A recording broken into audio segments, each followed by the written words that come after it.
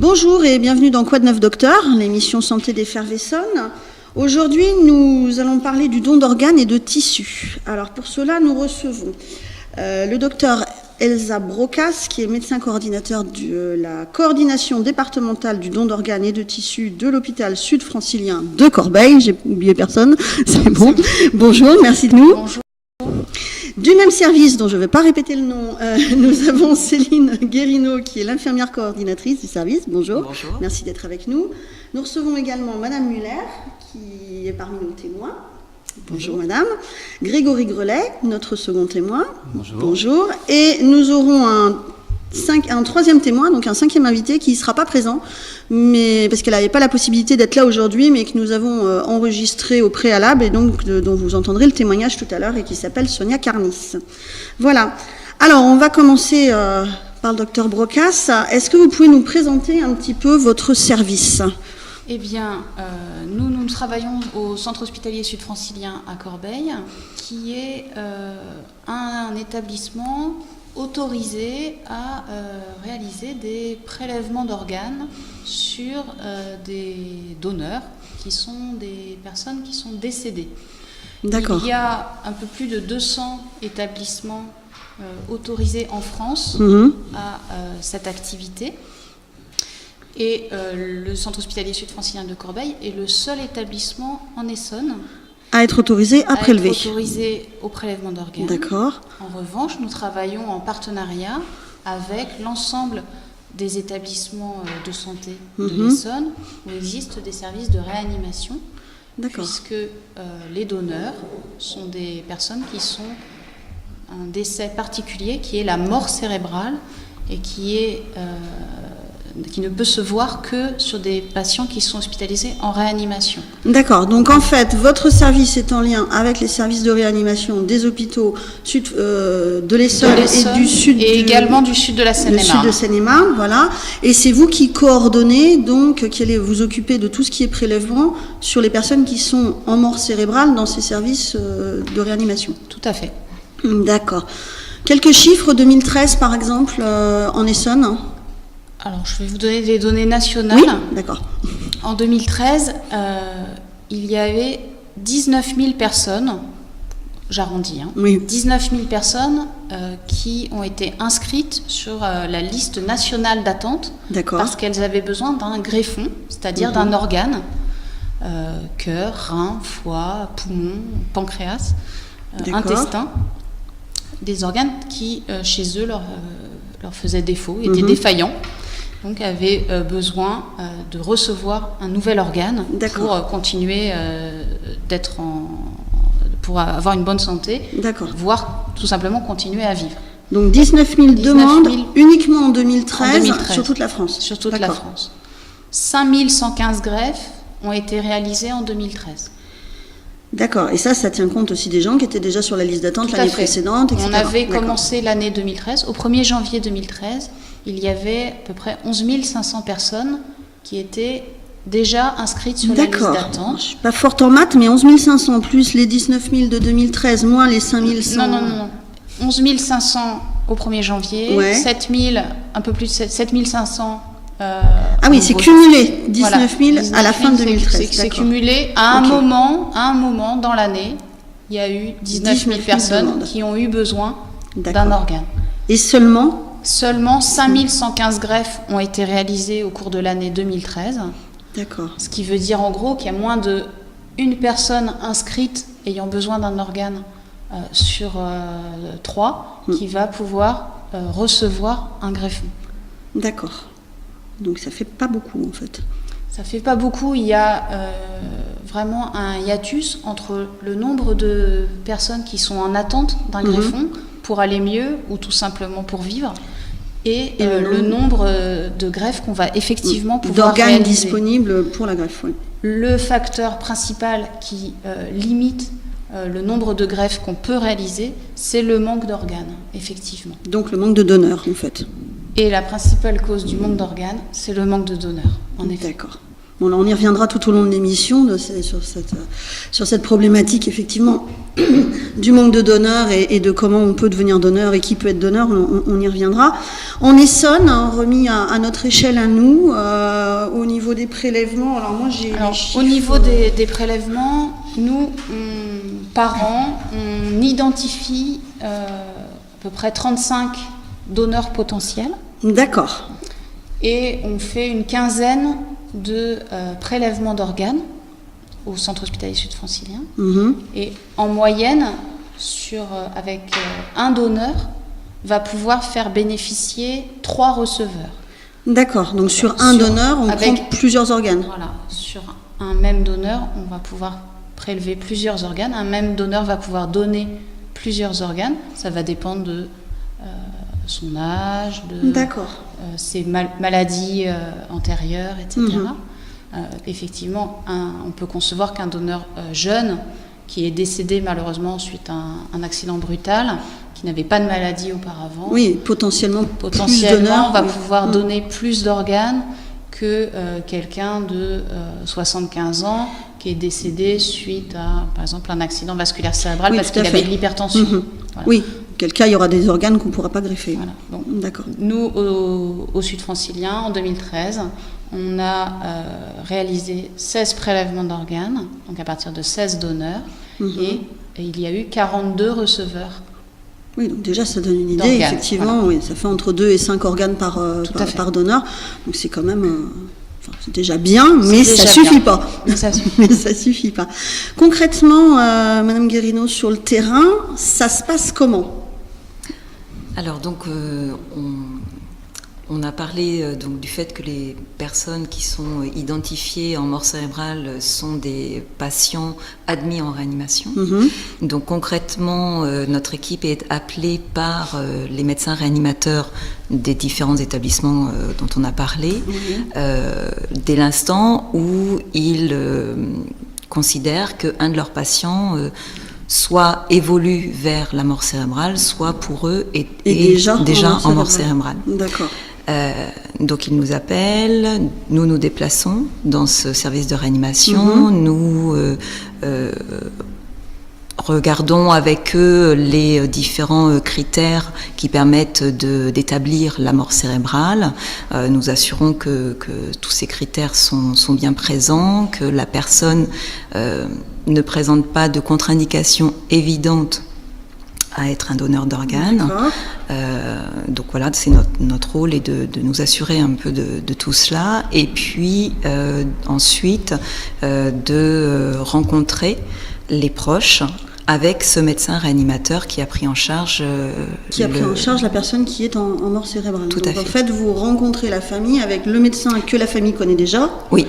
Et vous qui êtes venu à la demande de l'équipe. Voilà, tout à fait. D'accord. On rencontre la famille ensemble, on s'enquiert donc on recherche le témoignage de la non-opposition du défunt aux dons d'organes et de tissus, et donc on a un entretien ou des entretiens avec les familles des personnes qui sont dans cette situation de mort cérébrale pour établir quels étaient les souhaits, les volontés qu'ils auraient exprimées. D'accord. Alors, on y reviendra parce que ça fait aussi partie des messages que vous véhiculez, mais effectivement, il y a souvent des gens qui n'ont pas dit, qui n'en ont pas parlé autour d'eux, et pour lesquels on ne sait pas forcément s'ils sont donneurs ou pas. Dans ce cas-là, c'est la famille qui va prendre la décision ?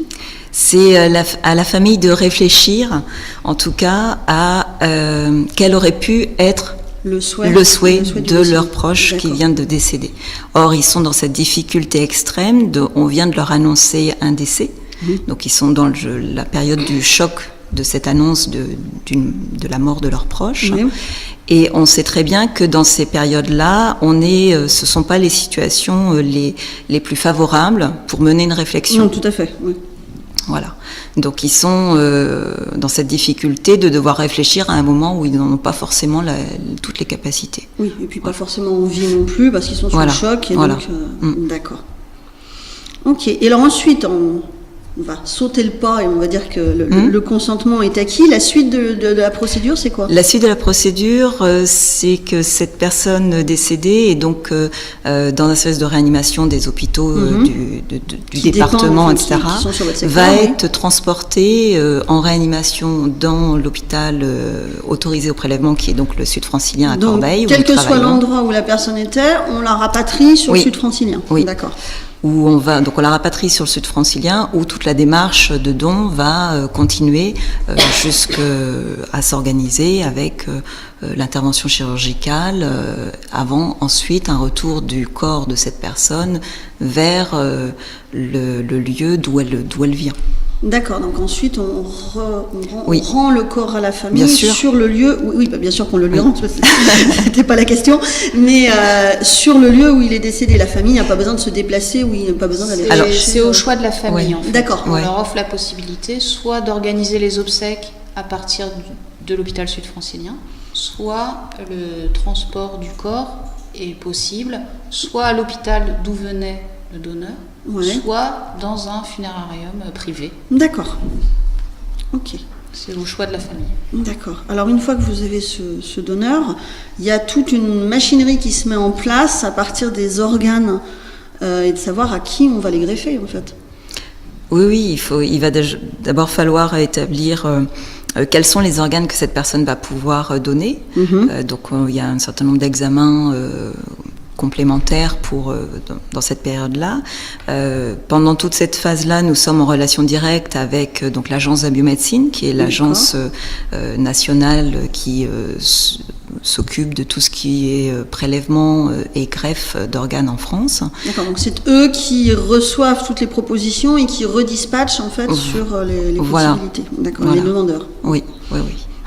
C'est l'agence de la biomédecine qui gère la liste nationale d'attente. D'accord. Donc nous, on va leur transmettre les informations concernant le donneur et ils vont croiser ces informations avec celles qui sont sur la liste nationale d'attente pour pouvoir identifier les receveurs les plus adéquates, les plus compatibles. Les plus compatibles pour bénéficier des organes de ce donneur particulier. D'accord. Et donc, vous, votre rôle, une fois que cette répartition a été faite, ça va être de recevoir les équipes qui vont venir prélever les organes. Oui, on a un rôle d'organisation, en fait, d'accueil de ces équipes qui vont venir pratiquer l'intervention et qui repartiront avec l'organe à greffer chez leur receveur. D'accord, donc ce sont pour bien préciser les choses, ce sont les équipes qui en fait suivent le receveur, qui se déplacent pour venir chercher l'organe et qui repartent avec. C'est eux qui font tout. Oui, actuellement c'est comme ça. Vous organisez, vous gérez le bloc opératoire, j'imagine, mais par contre, c'est pas vous qui prélevez. Non. D'accord. Non. Enfin, pas vous personnellement, mais c'est pas l'équipe du Sud Francilien qui prélève. Ce sont des équipes des hôpitaux greffeurs qui se déplacent et qui vont venir, qui peuvent venir de partout en France.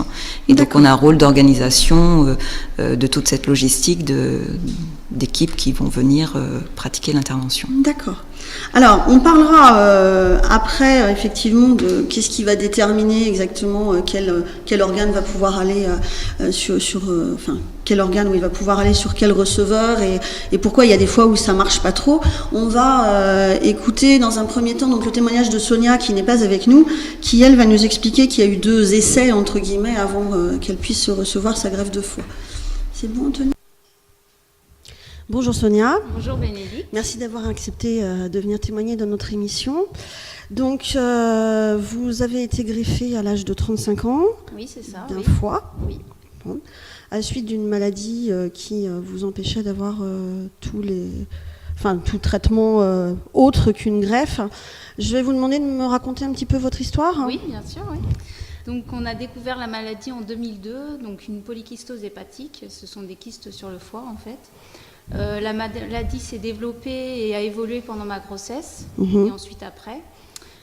J'ai eu plusieurs interventions chirurgicales, plusieurs ponctions et 2 fenestrations aussi.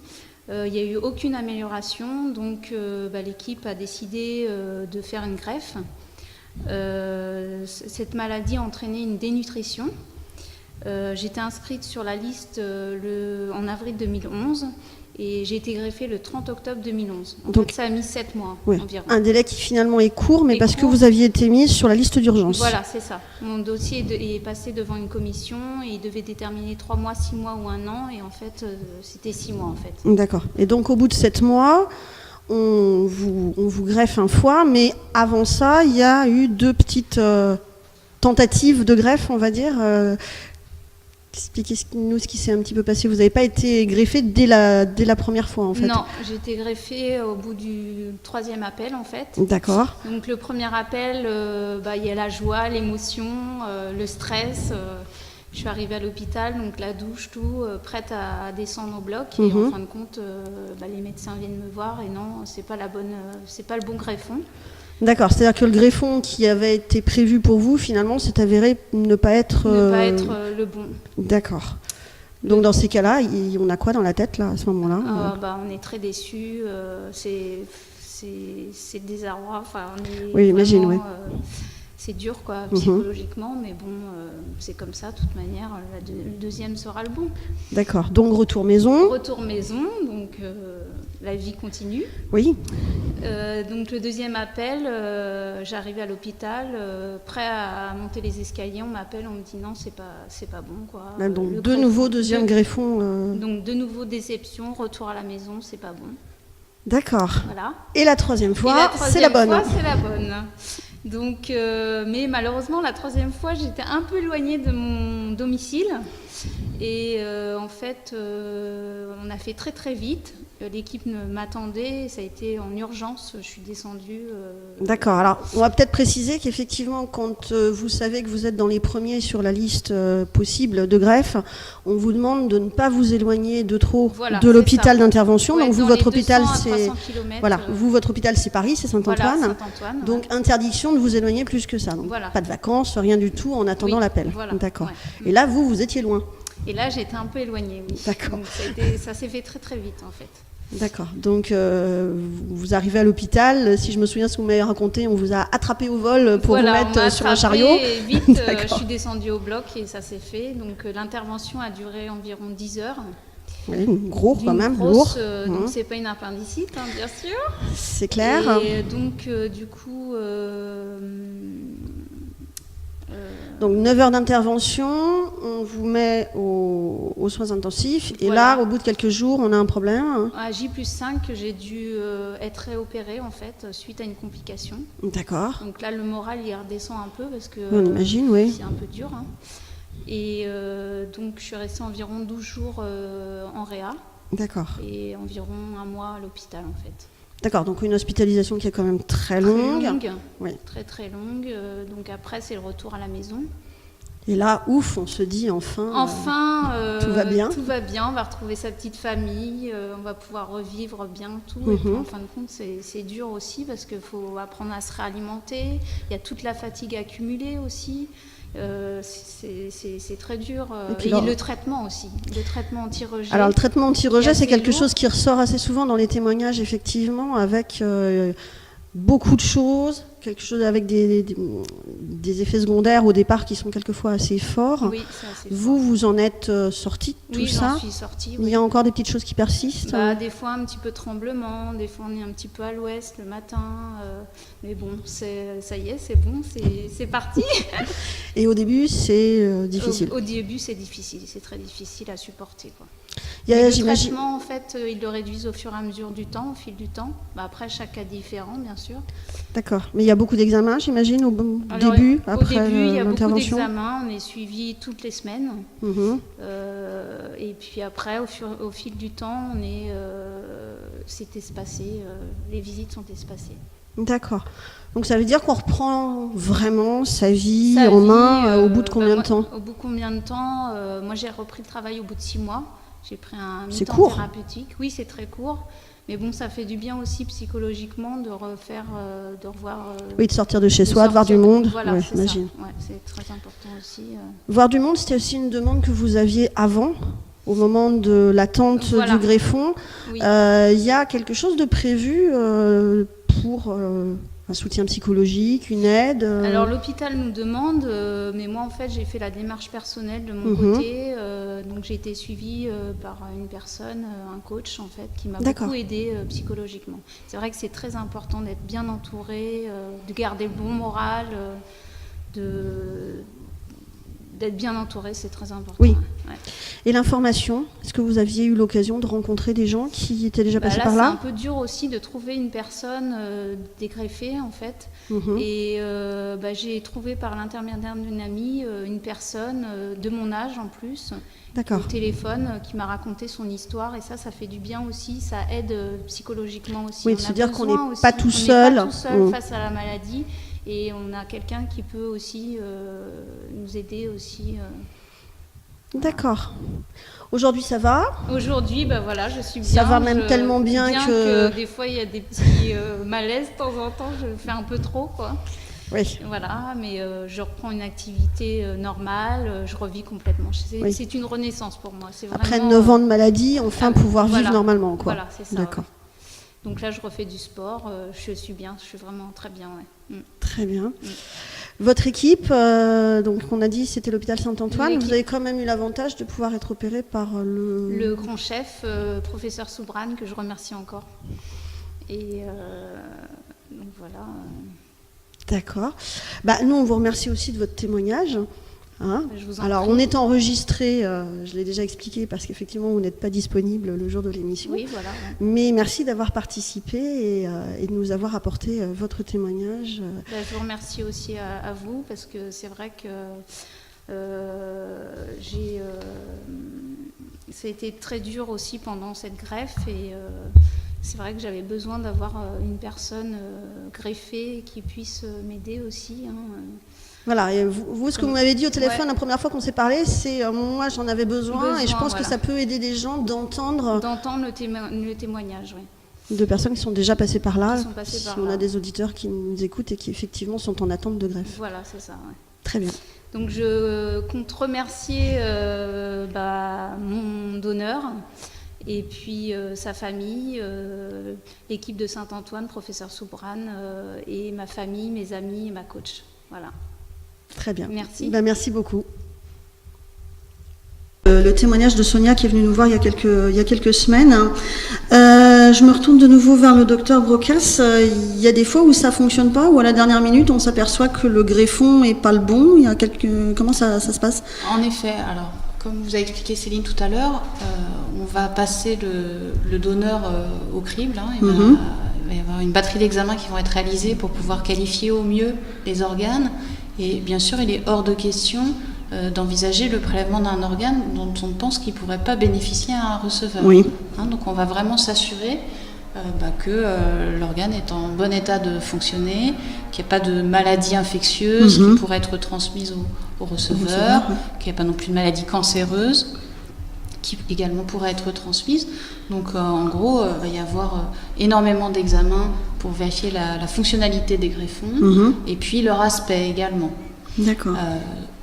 Toutefois, malgré ces examens sanguins et ces examens d'imagerie, pour schématiser, on va passer le patient au scanner corps entier. D'accord. Voilà. Il arrive que certaines lésions ne puissent pas se voir, ne puissent pas être identifiées.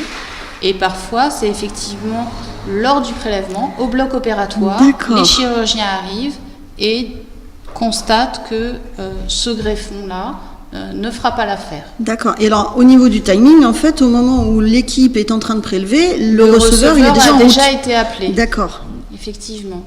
Donc, il est possible pour les receveurs d'arriver à l'hôpital, voire de commencer à être préparés. Oui, c'était le cas la première fois pour Sonia. Et puis finalement, quand le chirurgien préleveur constate que là, il s'agissait d'un foie, le foie ne conviendra pas. Il fait téléphoner à son équipe. D'accord. Pour lui dire stop, on arrête. Par exemple, et stop, on arrête tout. Pour dire stop, là ça ira pas pour cette receveuse. D'accord. Donc ce qui explique qu'effectivement elle se soit déplacée 2 fois à l'hôpital et que par 2 fois effectivement après on lui a dit non, c'est pas possible. D'accord. Il peut arriver également que que le receveur est appelé, se déplace, et entre-temps, il peut y avoir une super urgence. D'accord, qui va passer devant un patient en attente dont l'état est extrêmement grave, qui nécessite une greffe dans les jours, voire dans les heures qui arrivent, sinon il va mourir. D'accord. Et ces personnes-là, effectivement, sont prioritaires. Donc du coup, là, c'est l'agence de biomédecine qui reçoit une demande hyper urgente et qui la fait passer devant tout le monde, entre guillemets. Et donc du coup, ça décale les greffes et du coup, ça décale le receveur pour les potentiel. autres qui sont moins urgents, effectivement. D'accord. Il y a une autre chose dont Sonia parle dans son témoignage, c'est la notion de distance, puisqu'elle nous a expliqué qu'elle était un petit peu loin la troisième fois où elle a été appelée et qu'on l'a un petit peu chopée au vol à l'arrivée à l'hôpital.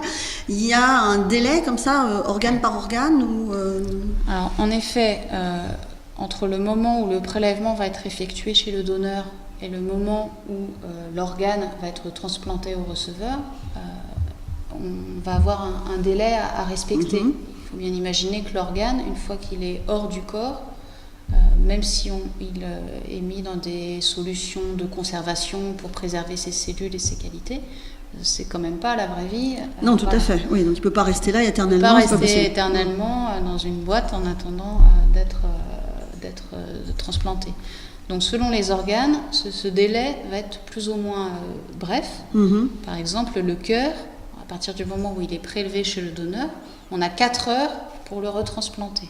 D'accord, donc ça, il y a une notion de distance entre le donneur, le receveur et l'endroit où il se trouve au moment où on l'appelle qui est du coup très importante. Forcément, quelqu'un qui est en attente d'un cœur ne peut pas se permettre d'être à plus de 1h30 de l'hôpital où il va être greffé, parce que si on l'appelle en lui disant il y a un organe pour vous, il ne faut pas qu'il mette trop de temps à arriver à l'hôpital, sinon la greffe ne pourra pas avoir lieu. D'accord. Alors ça dépend des organes.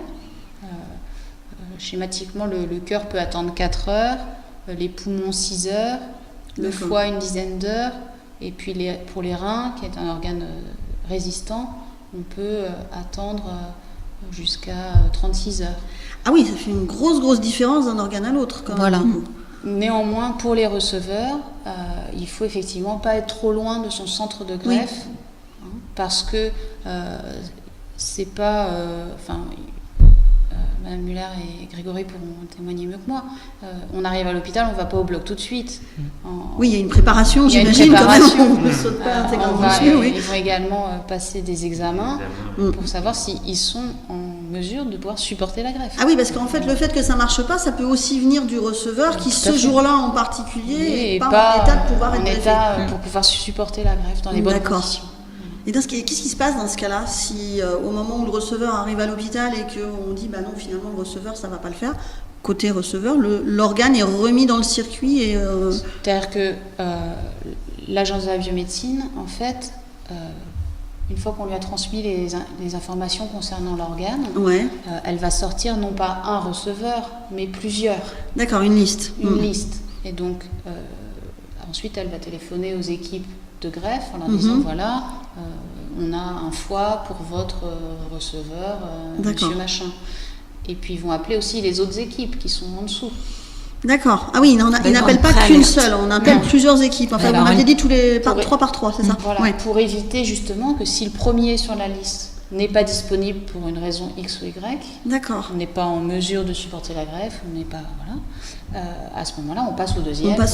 D'accord. L'idée étant de ne pas perdre. Oui, tout à fait. On a déjà du mal à en trouver. Oui, si en plus, effectivement. De greffons à faire bénéficier au receveur. D'accord. Alors là, on a vu que donc l'organe en lui-même peut vivre à l'extérieur du corps plus ou moins longtemps. L'organe en lui-même, survivre, enfin en tout cas être conservé. Ne pas se détruire, on va dire. D'accord. Être conservé. En termes de donneur, qui peut être donneur? On peut prélever sur une personne de n'importe quel âge. Où il y a des critères particuliers. L'immense majorité des donneurs sont des donneurs en mort cérébrale. Oui. Il s'agit de personnes qui ont eu un accident qui a détruit leur cerveau. C'est-à-dire un accident vasculaire cérébral, une hémorragie ou un infarctus au niveau du cerveau. D'accord. Une artère du cerveau qui se bouge. Ça peut détruire le cerveau. ou une infection comme une méningite ou un traumatisme secondaire à un accident de la voie publique, par exemple. D'accord. Donc ça, c'est l'événement initial qui va faire que la personne a un accident. Elle est prise en charge à l'hôpital, on essaye de la soigner, mais malheureusement, les lésions cérébrales sont telles que le cerveau finit par être détruit. D'accord. Ça peut prendre quelques jours, mais ça peut prendre aussi parfois uniquement quelques heures. Il faut bien imaginer que pour les proches, il y a d'abord le choc de l'événement initial, l'accident vasculaire cérébral, le traumatisme crânien, ou un arrêt cardiaque qui a été réanimé. Et ensuite, dans les jours ou dans les heures qui viennent, le deuxième choc qui est la destruction du cerveau. Le cerveau est détruit, votre proche est mort. D'accord. Donc les donneurs sont des gens qui sont en mort cérébrale. D'accord. Comme a dit Céline tout à l'heure, c'est un diagnostic extrêmement précis, qui est encadré par la loi. D'accord. Oui, avec des critères bien particuliers. Des critères extrêmement précis et particuliers, parce qu'il est très important qu'il n'y ait aucun doute. Oui, sur le fait que la personne est bien morte. La personne est bien morte. D'accord. Et excusez-moi, je vais oublier. Et donc du coup, l'idée c'est les donneurs. Voilà, les donneurs, les AVC, bon, ça peut se produire chez quelqu'un de jeune, mais pas forcément. Du coup, ça veut dire que les donneurs peuvent être âgés aussi. Voilà. Alors, encore une fois, ça va dépendre du type d'organe qu'on considère, mais schématiquement, il n'y a pas de limite d'âge. D'accord. C'est-à-dire que quelqu'un de plus de 80 ans peut tout à fait donner ses reins ou son foie. D'accord, oui. Ça ne paraissait pas forcément évident, mais effectivement, oui.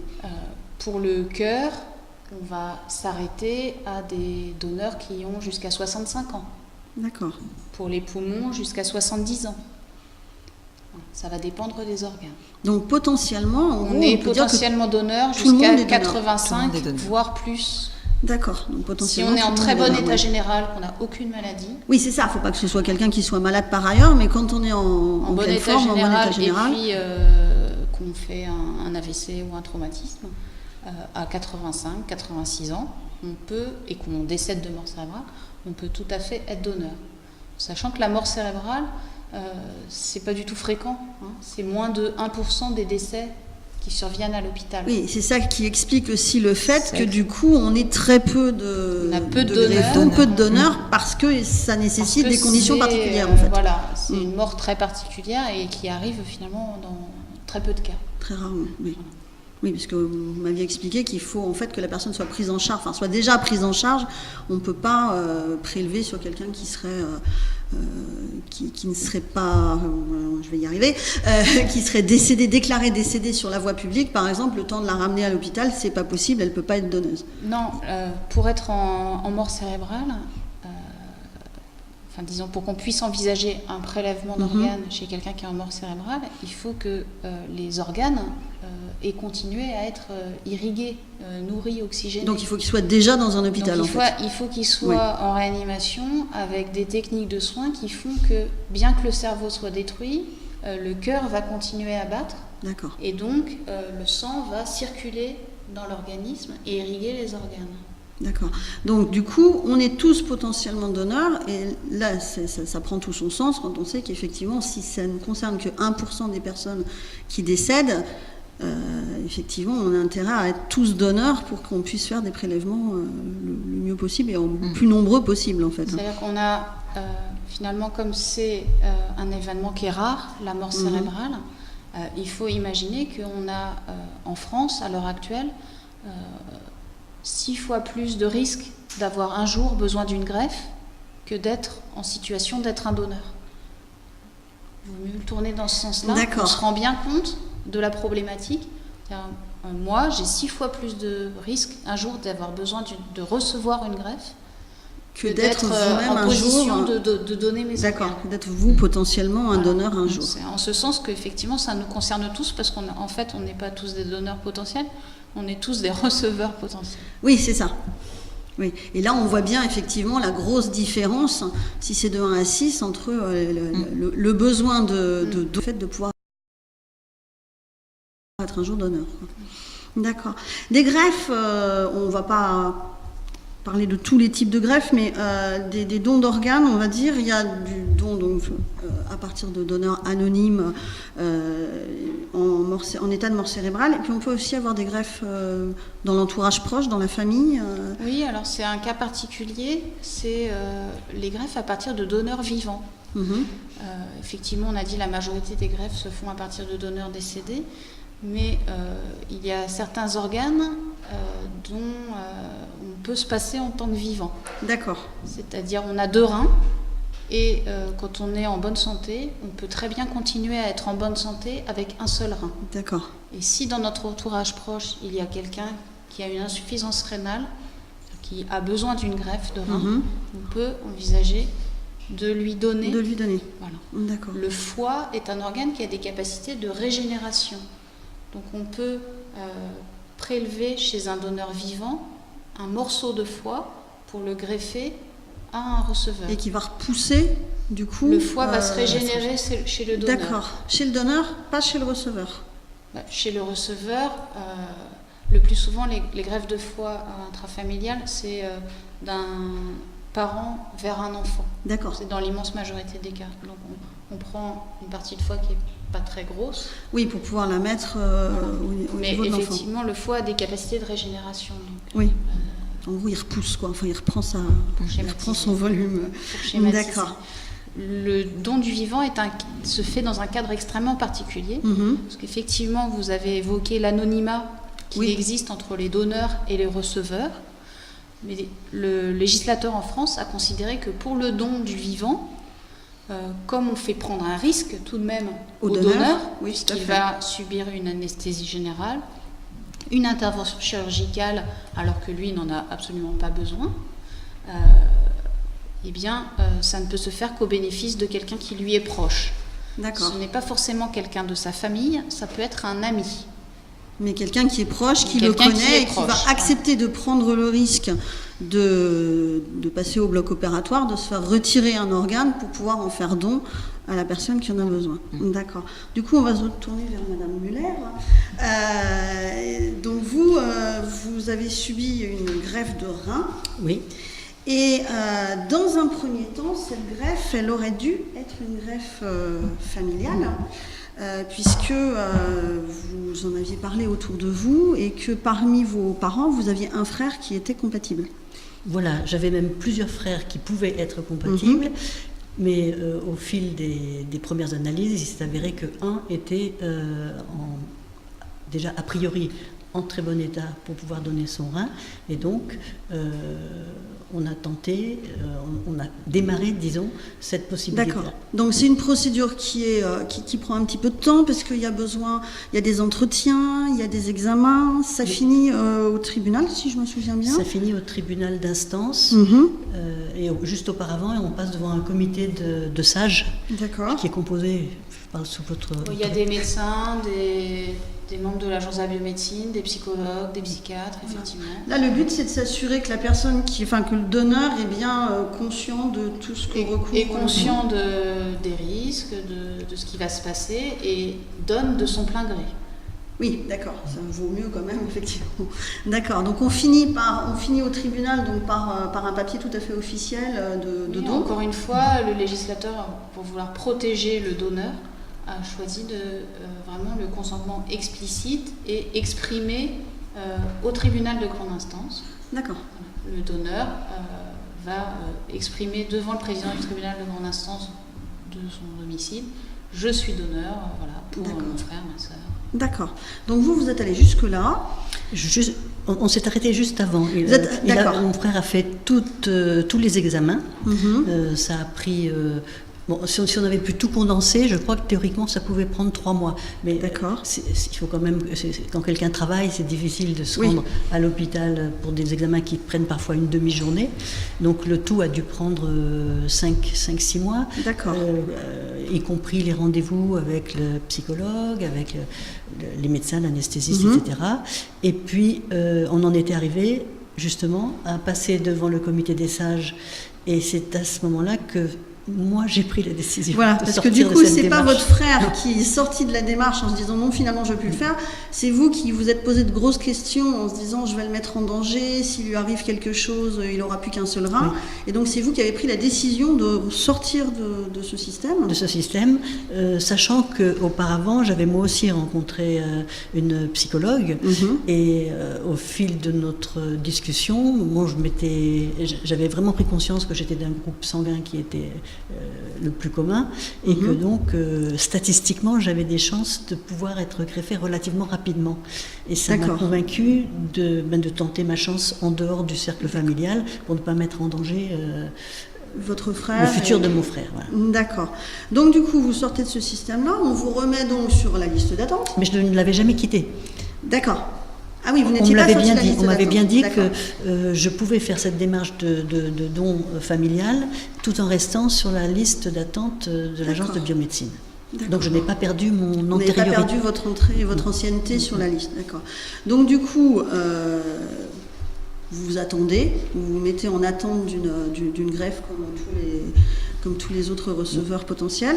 Vous avez été greffé assez rapidement finalement ? Oui, au bout de un peu plus d'un an et demi, après l'inscription sur la liste d'attente. Ce qui, vous disiez, était assez... Pour l'Île-de-France, c'est plutôt rapide. Il y a des disparités régionales un petit peu. La moyenne d'attente pour un greffon rénal est de 22 mois. D'accord. Mais en Île-de-France, où il y a beaucoup de demandes, c'est plutôt 36 mois. D'accord, donc là, un an et demi, ça fait plutôt bien. Ça fait la moitié, donc c'est plutôt, c'est plutôt bien. La greffe, elle est récente parce que ça date de novembre l'année dernière, c'est ça ? C'est ça, fin 2013. Donc on a fêté les 6 mois, là. Voilà. Voilà. On en reparlera puisqu'on parlait des visites très fréquentes donc, dans le témoignage de Sonia, et que effectivement... en réaction au témoignage de Sonia tout à l'heure, vous disiez en fait on est à mi-temps à l'hôpital pendant les 6 premiers mois, c'est un peu l'idée. Pratiquement, pas tout à fait les 6 premiers mois, mais quand même on va dire il y a un cap à passer, c'est les 3 premiers mois. Oui. Et là c'est vraiment effectivement toutes les semaines, ou voire 2 fois par semaine, les examens médicaux, plus tout ce qu'il faut parfois faire avant de passer ces examens médicaux. Donc effectivement ça prend du temps. Après petit à petit les examens médicaux s'espacent, et moi j'en suis au stade d'un examen médical tous les mois, par exemple. D'accord, oui, donc ça allège un petit peu, ça permet de pouvoir revivre un petit peu normalement. Ça allège le protocole, ça permet de pouvoir bouger un petit peu, quitter le cercle restreint de l'hôpital et allonger la longueur du cordon ombilical. D'accord, on s'éloigne progressivement de l'hôpital. Voilà. On peut reprendre un petit peu sa vie. Au niveau des médicaments anti-rejet, on diminue aussi progressivement. Très très progressivement, c'est-à-dire qu'ils sont donnés avec une quantité relativement importante au tout démarrage, et quand on quitte l'hôpital, moi au bout d'une quinzaine de jours, j'avais déjà un tout petit peu moins d'anti-rejet, mais on m'a bien dit, l'équipe médicale m'a dit que je trouverais un rythme de croisière au bout d'un an. Là pour l'instant j'ai encore une dose relativement importante d'anti-rejet. Très bien. Docteur Brocas, quand on a préparé l'émission avec Madame Muller, elle me disait mon rein. Elle s'est attribuée, il fait partie d'elle maintenant, elle l'a complètement intégré. N'empêche que son organisme, lui, continue à considérer ce rein comme un élément extérieur, et ça, c'est à vie. Et oui, effectivement, ce n'est pas vraiment son rein, puisqu'il lui a été greffé, et donc l'organisme... Nous avons des défenses immunitaires qui sont élevées à lutter contre toute intrusion. Oui. Alors ça marche bien quand l'intrusion c'est un microbe. Oui. Mais c'est la même chose quand c'est un nouvel organe, parce que nos globules blancs, nos cellules de défense, ne reconnaissent pas cet organe comme faisant partie de notre corps et donc vont l'attaquer. D'accord, d'où les fameux médicaments anti-rejet en masse au départ pour être sûr que le greffon reste en place et qu'il ne se fasse pas Ces attaquer. médicaments anti-rejet en fait vont diminuer nos défenses immunitaires. Ce qui va avoir 2 effets. D'une part, permettre à notre organisme d'accepter le greffon. Mais l'effet, le corollaire, c'est qu'on va être beaucoup plus fragile puisqu'on a moins de défense. Donc on va être plus fragile aux autres agressions, notamment aux infections. D'accord. Les patients transplantés, les patients greffés, qui sont donc sous médicaments anti-rejet, sont beaucoup plus fragiles vis-à-vis des infections. D'accord, donc ça veut dire qu'en fait, on nous a sauvé la vie parce qu'on nous a greffé un organe, mais d'un autre côté, on est un peu plus faible vis-à-vis de tout ce qui peut arriver. Bon, là, on arrive en été, peut-être que ça va un petit peu mieux. Ça veut dire que c'est des gens qui sont plus souvent malades en hiver, qui vont attraper des grippes, des rhumes, des trucs. C'est des gens qu'il faut surveiller de plus près, d'accord, avec qui il faut faire très attention, et ce d'autant qu'ils peuvent être malades avec des virus ou des bactéries, ou des parasites, qui, chez des personnes immunocompétentes, donc qui n'ont pas d'atteinte du système immunitaire, passent de manière totalement inaperçue. d'accord. Mais chez quelqu'un qui est... C'est la même chose que ce qui arrive aux personnes qui sont atteintes par le virus du sida. D'accord. Les défenses immunitaires sont abaissées, et donc on est plus sensible aux agressions, aux infections, y compris avec des germes qui normalement oui, qui pour nous, les personnes pas bénéfiques. greffées passent. D'accord. Ils sont, les diabétiques sont porteurs d'une carte. Les personnes greffées, j'imagine, ont un papier sur eux aussi qui les identifie, non ? Pas forcément, non. Non. Vous avez rien. C'est vrai que ce serait à faire. Vous me l'en a donné une. Moi, j'en ai pas. Oui. Et vous n'en Non, avez non. pas en fait. Non. Grégory n'a pas de carte. Non. D'accord. Parce que j'imagine que il vous arrive n'importe quoi dans la rue comme à nous. Il y a peut-être un traitement particulier ou une attention Déjà, en tout cas il particulière à faut, prêter à ces gens-là. Pas interrompre le traitement anti-rejet. Oui, c'est important. Donc effectivement, là je parle en tant que médecin lambda, il est important de savoir que le patient qu'on va prendre en charge est transplanté, parce que ça va conditionner la prise en charge. Parce que ce traitement anti-rejet, en fait, il est à vie. Il est à vie. Nos globules blancs ne reconnaîtront jamais. D'accord, même au bout de 10, 15 ans, même au bout de 30 et quelques années. Au bout de 40 ans, je continue à prendre des anti-rejets. Même pour le premier greffon, en fait. Même pour le premier. Ouais. D'accord. Donc c'est jamais notre organe, en fait. Non. D'accord. Ok.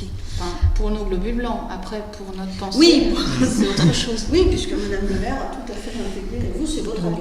Absolument. La question ne se pose même plus. Non. Aujourd'hui, vous allez bien ? Oui, je vais bien. Et donc, on continue le protocole, mais là, maintenant, vous êtes un peu libérée quand même. Je suis un peu libérée. Bon, je n'ai pas encore retrouvé mes capacités physiques d'avant la dialyse, en fait. Mais ça, on m'a dit que c'était tout à fait normal. La dialyse, déjà, fatigue le corps. Et la greffe, il faut se réadapter à il y a justement la lutte contre ces anti-rejets aussi. D'accord. Et donc, c'est là qu'on m'a dit vraiment qu'au bout d'un an, on retrouve ses capacités. D'accord. Donc il y a des caps comme ça, 3 mois, 6 mois, 1 an, où on est très, très suivi. Et puis ça varie d'un patient à l'autre. Oui, c'est ce que disait Sonia aussi un petit peu. Alors on a un autre témoin avec une autre greffe de rein un petit peu différente. C'est Grégory, vous avez été le plus jeune greffé de France à l'époque où vous avez reçu votre première greffe. Alors effectivement, pour refaire un peu l'historique, je suis né en 1974 et avec mes 2 reins en fait qui ne fonctionnaient pas. D'accord. Donc j'étais pris en charge par l'hôpital Necker et j'ai fait mes premières dialyses à l'âge d'1 an. Donc j'ai eu ma première greffe à 4 ans et demi. Ce qui à l'époque était quand même une première puisque c'était sur un enfant avec un rein d'adulte. D'accord. Voilà. Donc ça a, on va dire, très bien fonctionné pendant 26 ans, mais malheureusement un greffon n'est pas à vie, faut le dire.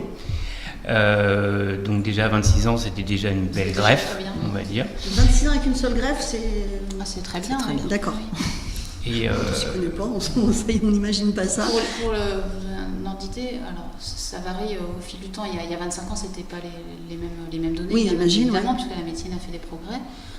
On estime qu'au bout de 15 ans, il y a la moitié des greffons rénaux, 40% des greffons rénaux qui sont encore fonctionnels. D'accord, donc ça veut dire qu'il y en a 60% à changer, à renouveler. Voilà. Et donc vous, au bout de cette longue période, vous avez subi une deuxième greffe. Voilà, en fait, j'ai commencé à avoir mon greffon qui commence à poser des problèmes. Donc, on a pris l'option de ne pas repasser en dialyse. Et donc, c'était un donneur du vivant, en l'occurrence ma mère, qui qui m'a donc donné un cerveau. Voilà, donc vous avez eu droit aux 2 types de greffes. Voilà. Une première greffe avec un donneur anonyme décédé et une deuxième greffe au niveau familial avec votre mère qui vous a fait don de son rein. Voilà. Et donc là, moi j'ai pu comparer, on va dire, bien sûr 79 et 2005, c'est pas du tout les mêmes techniques. Et où en 79, j'étais resté pendant 2 mois dans une chambre stérile. Enfin, c'était très, voilà. Et en 2005, grosse hospitalisation. Voilà, grosse hospitalisation. Et 2005, bon, au bout de 2 jours, j'étais debout. Et puis ah oui, voilà.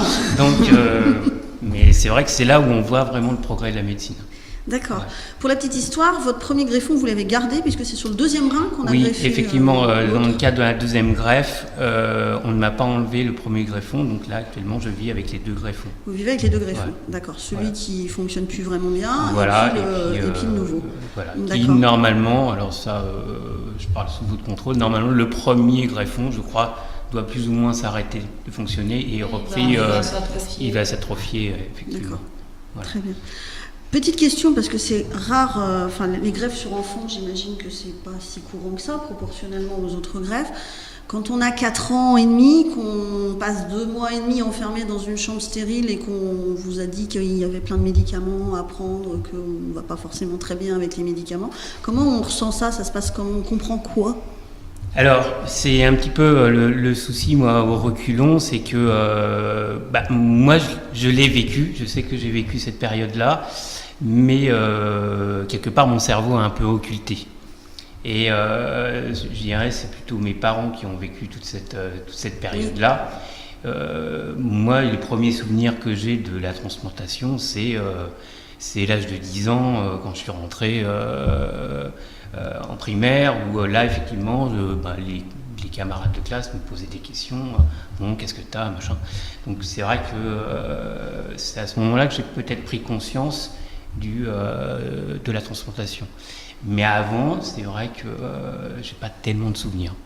J'ai pris tellement de médicaments aussi que voilà, ça. Voilà. Les médicaments anti-rejet, on a dit, il y a des conséquences donc sur la baisse de l'immunité, mais Sonia, Madame Muller aussi dans la préparation de l'émission, vous m'en avez parlé aussi, disait il y a quand même aussi d'autres conséquences. On a la tête qui tourne, on fait des malaises, on n'est pas bien. Comme tout médicament, ce sont des médicaments qui peuvent avoir des effets secondaires. Et le principal, c'est même pas un effet secondaire, c'est leur but premier, c'est-à-dire la baisse des défenses immunitaires, mais également ils peuvent avoir un retentissement sur l'ensemble de l'organisme et notamment sur le fonctionnement des organes en eux-mêmes. La plupart des médicaments anti-rejet, c'est surtout à base de corticoïdes qui peuvent favoriser le diabète, avoir des effets secondaires psychiques, ça peut être très nerveux sous corticoïdes.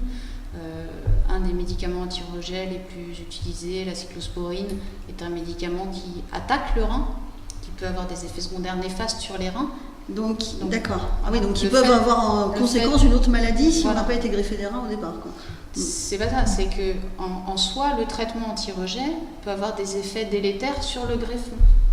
D'accord, directement. Voilà. C'est-à-dire qu'à la fois, il aide à le maintenir, mais en même temps, il peut aussi attaquer. Effectivement, il dégrade la fonction rénale au fur et à mesure du temps. D'accord, donc quand en plus on est greffé du rein, ça augmente en plus. Donc ça participe au fait que le greffon ne vive pas éternellement, on va dire. D'accord. Donc l'espérance de vie d'un greffon, encore une fois, ça va dépendre des organes. Ouais. Il y a des greffons qui vivent plus ou moins bien. Mais on a des patients qui peuvent avoir le même greffon pendant 10, 15, 20 ans. D'accord. Ça va dépendre vraiment des organes, ça va dépendre de la qualité du greffon initial. C'est pas la même chose un rein, un foie, un cœur d'un donneur qui avait 20 ans et pas de maladie que d'un donneur qui avait 55 ans, un peu fumé, un peu d'hypertension. Oui, donc quelquefois on peut être amené à greffer des organes parce qu'on est dans l'urgence de quelqu'un, comme vous dites, de 55 ans qui fumait un petit peu. Du coup, on va savoir, on peut anticiper. On sait que ce greffon est de moins bonne qualité. Donc risque de vivre moins longtemps. Risque d'être fonctionnel moins longtemps. D'accord. D'ailleurs, les greffons de moins bonne qualité sont plutôt réservés à des receveurs plutôt plus âgés. Oui, tout à fait. Oui, sur des receveurs jeunes, j'imagine qu'on du coup. Les enfants de toute manière sont prioritaires. D'accord, donc si on a une compatibilité sur notre fameuse liste de l'agence de biomédecine et qu'on a un enfant, il va être prioritaire sur les autres. D'accord, ok. En revanche, il n'y a pas de priorité liée à l'âge. Les organes des donneurs jeunes sont préférentiellement attribués à des enfants. D'accord, donc on essaye de mettre en compatibilité les âges. Voilà, il y a tout à fait un appariement entre l'âge du donneur et l'âge du receveur. D'accord. Et ça marche plutôt bien puisque la majorité des receveurs de plus de 66 ans, pour les reins, les 2 tiers des receveurs de reins de plus de 66 ans ont reçu un greffon d'un donneur qui avait plus de 66 ans l'année dernière. D'accord. Donc on reste dans la même tranche d'âge de manière à respecter l'espérance de vie de tout le monde. D'accord.